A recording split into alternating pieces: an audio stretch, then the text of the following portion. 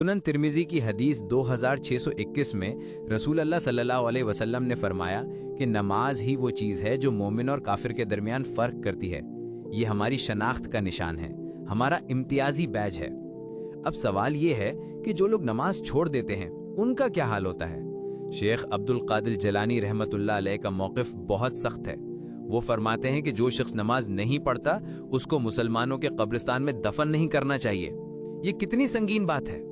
ये इस बात का सबूत है कि नमाज छोड़ना कितना बड़ा गुनाह है। ये तो ऐसे है जैसे कोई अपना पासपोर्ट ही फेंक दे और फिर कहे कि मैं इस मुल्क का शहरी हूँ। फुकाहे कराम का इजमा है, खासतौर पर इमाम अहमद बिन हम्बल का कहना है कि जो शख्स जानबूझकर नमाज छोड़ दे उसका जनाजा नहीं पढ़ना चाहिए। तबरानी की हदीस में आता है कि क़यामत के दिन सबसे पहले नमाज का हिसाब होगा। अगर नमाज ठीक निकली तो बाकी अमाल भी ठीक होंगे, वरना सब बर्बाद।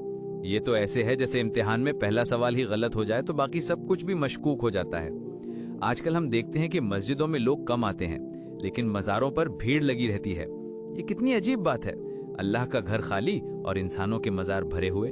ये तो ऐसे है जैसे कोई बादशाह के महल को छोड़कर खादिमों के कमरों में जा बैठे।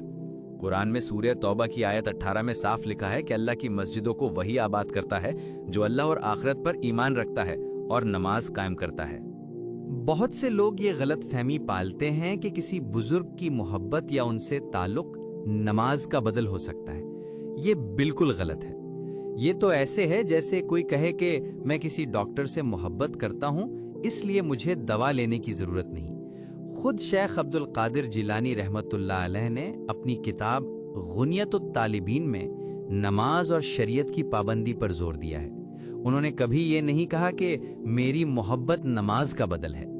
सही मुस्लिम की हदीस में आता है कि जब हज़रत फ़ातिमा रज़ी अल्लाह अन्हा ने रसूल अल्लाह सल्लल्लाहु अलैहि वसल्लम से खादिम मांगा तो आपने फरमाया कि पहले तस्बीह, तहमीद और तकबीर पढ़ो, यानी अपने काम खुद करो, अल्लाह से रिश्ता बराह रास्त रखो। ये तो अपनी बेटी से कहा जो आपको सबसे ज़्यादा अजीज़ थी। याद रखें, किसी भी वली या बुजुर्ग की मोहब्बत नमाज का मतबादिल नहीं हो सकती। असल कामयाबी शरीयत की पैरवी और नमाज की पाबंदी में है। जो शख्स नमाज छोड़ देता है वो दरअसल अपने रब से रिश्ता तोड़ता है। चैनल को सब्सक्राइब करें और वीडियोस को शेयर करें। अपना और अपने रिश्तेदारों का ख्याल रखें। मिलते हैं अगली वीडियो के साथ।